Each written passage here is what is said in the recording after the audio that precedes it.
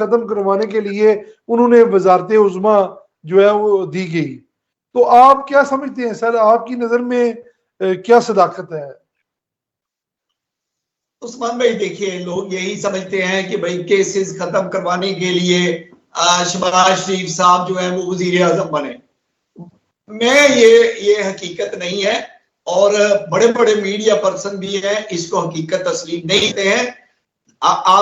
मैं आपको बताता चलूं, आपके इल्म में होगा कि उन्हें ब्रीफिंग दी गई थी एस्टेब्लिशमेंट की तरफ से कि अगर आपने इस मुश्किल वक्त में साथ ना दिया तो रियासत डिफॉल्ट कर जाएगी।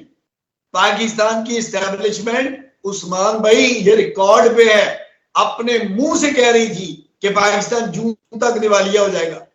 और उस दौर में जो बातें करते हैं लोग, इनसे ये पूछे कि कोई बंदा उस वक्त वजीर आजम बनने को तैयार नहीं था। यही वो शहबाज शरीफ है, यही वो शख्स है जिसने अपनी सियासत अपने मुल्क और अपने भाई पर कुर्बान कर दी। आज भी एस्टेब्लिशमेंट के लोग ड्राइंग रूम में बैठकर अफसोस करते हैं कि शहबाज शरीफ जो है वो हमारी इन नाकामी पॉलिसियों की वजह से 20 साल पहले आ जाना चाहिए था, लेट आया है।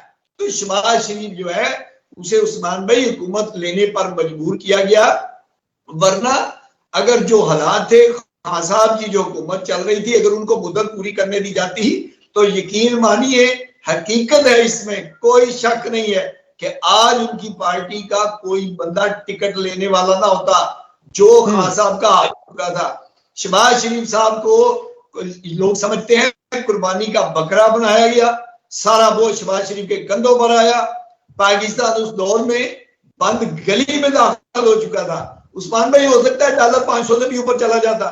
तो शहबाज शरीफ को तो कभी भी मैं नहीं समझता कि कभी उन्हें वजीर आजम बनने की जल्दी रही है। गुलाम इसहाक के दौर में, फिर परवेज मुशर्रफ के दौर में, फिर रहील शरीफ, कई मरतबा उन्हें पेशकश हुई थी, लेकिन शहबाज शरीफ ने अपने भाई के साथ वफा निभाई है